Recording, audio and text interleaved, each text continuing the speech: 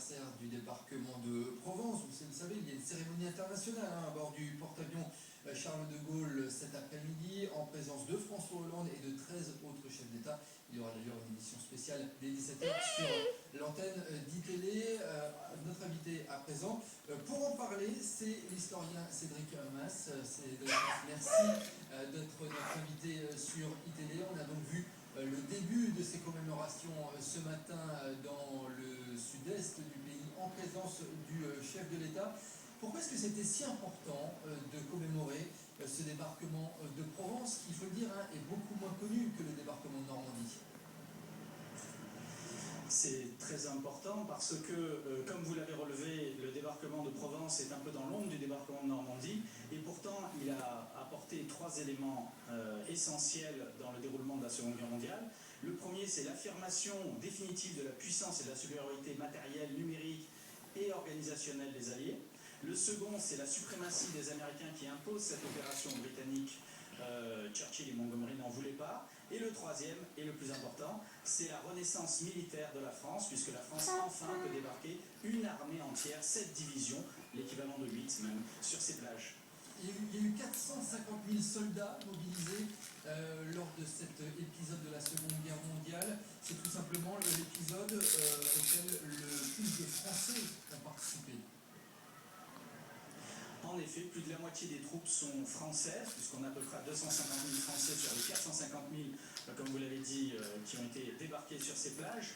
Même si la première vague est composée de troupes commando françaises, de troupes aéroportées américano-britanniques et de troupes américaines pour l'essentiel, 3 divisions, dès la deuxième vague, ce sont 7 divisions françaises qui débarquent, dont 2 divisions blindées, qui vont former l'armée B, la future première armée du général de lac de Pacifique.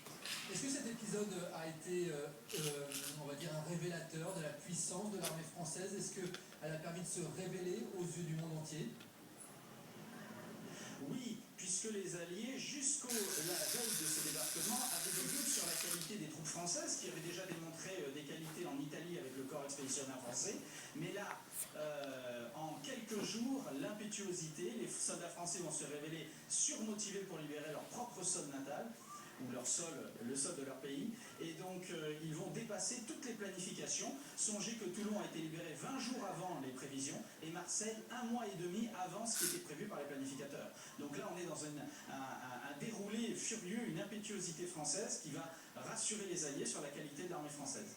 Alors toutefois, il n'y avait pas que des Français lors de ce débarquement, et François Hollande a voulu le rappeler ce matin. Quelles étaient les autres nationalités aux côtés des Français lors du débarquement? Alors, il y avait essentiellement les troupes américaines, puisque c'est une opération qui est imposée par les Américains aux Britanniques, donc les Britanniques ne souhaitent pas y participer. Ils s'y engageront tout de même avec des troupes parachutées, aéroportées, qui vont être larguées aux nuits Draguignan pour fermer la porte de la seule voie importante d'accès des renforts éventuels que les Allemands auraient pu engager. Et puis, bien évidemment, il y a toutes les troupes de l'Empire français, donc toutes les troupes de l'Afrique jusqu'en Polynésie française, les marsouins du Pacifique notamment. D'où l'importance d'une cérémonie internationale cet après-midi à bord du porte-avions Charles de Gaulle. C'est important que François Hollande soit entouré de tous ces chefs d'État. Il y en aura 13 au total. C'est important à double titre. D'une part, parce que ça permet de rappeler que toute cette partie de l'Afrique et la France ont vécu une histoire commune.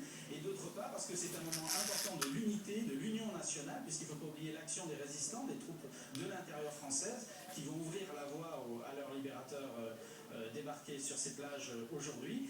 Et enfin, c'est important à un moment où la nation est à nouveau amenée à solliciter ses armées pour un certain nombre d'opérations que vous connaissez.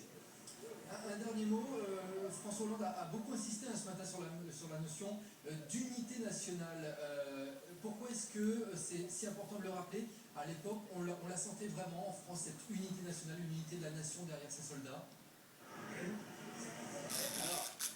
Alors, on ne la sentait pas réellement puisqu'il y avait trois forces en opposition, entre la résistance communiste, la résistance gaulliste et puis les anciens cadres de Vichy qui s'étaient ralliés à partir de 1942 aux Alliés. Donc c'est justement à l'occasion de ce débarquement que nous allons avoir la réunion de l'ensemble de la nation autour de l'effort de guerre français qui va permettre à la France de siéger auprès des Alliés lors de la capitulation allemande en mai 1945 et d'avoir notamment un territoire d'occupation en Allemagne au même titre que les Britanniques, que les Américains ou que les Soviétiques. Merci beaucoup Cédric Mas d'avoir été notre invité sur ITV. Je rappelle que vous êtes historien spécialiste de la Seconde Guerre mondiale. Merci beaucoup. Il est 15h passé de 21 minutes.